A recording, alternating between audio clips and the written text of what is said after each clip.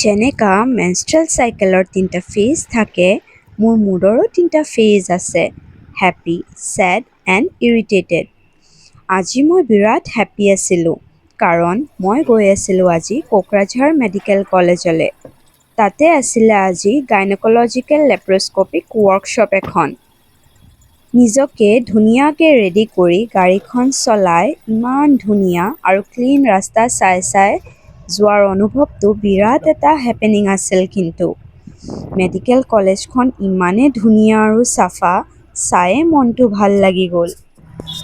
পুৰণা লগৰ ফ্ৰেণ্ডছখিনিক লগ পাই আজি একদম সুখী হৈ গ'লোঁ মই। তাৰ পিছত আজিৰ মেইন কামটো, ইমান এটা ধুনীয়া clean bloodless surgery by one of the great laparoscopic surgeon আজি চাব পাৰিলোঁ। চাই মনটো আনন্দিত হৈ গ'ল।